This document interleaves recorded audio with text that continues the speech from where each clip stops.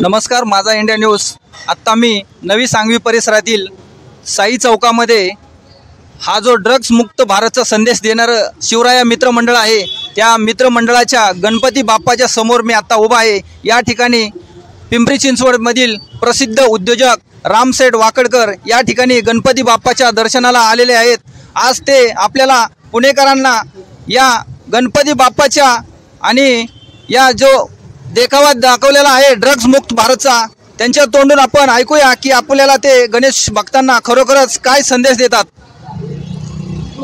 धन्यवाद। सर्वप्रथम गणेश भक्तांना गणेशोत्सवाच्या हार्दिक शुभेच्छा। खरं तर आज मला रोहन भिशे आणि सिद्धार्थ जगताप यांनी आरतीसाठी या मंडळास आमंत्रित केलं होतं।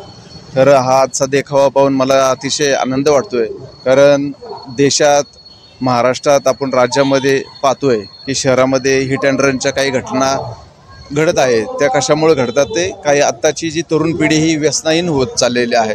आज मुलांचं लक्ष अभ्यासाकडे किंवा स्पोर्टमध्ये नसून ते सध्याच्या व्यसनाकडे जास्त प्रमाणात लक्ष जाताना दिसत आहेत आणि ते कुठेतरी थांबलं पाहिजे। हा मेसेज केवळ लहान मुलांसाठी नव्हे तर देशासाठी हा मेसेज आहे।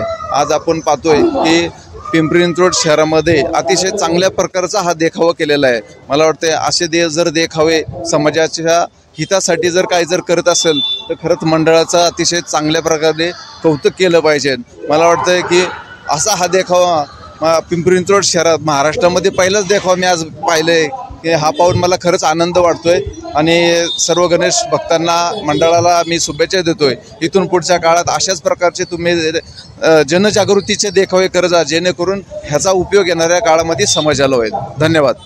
नक्कीच आपल्याला पिंपरी चिंचवडमधील प्रसिद्ध उद्योगपती रामसेठ वाकडकर यांनी गणेश भक्तांना, पुणेकरांना या गणेशोत्सवाच्या एक ड्रग्स मुक्त भारत आणि पुण्याची संस्कृती जतन करण्याची खरोखरच हा संदेश यातून आपल्याला दिलेला दिसत आहे।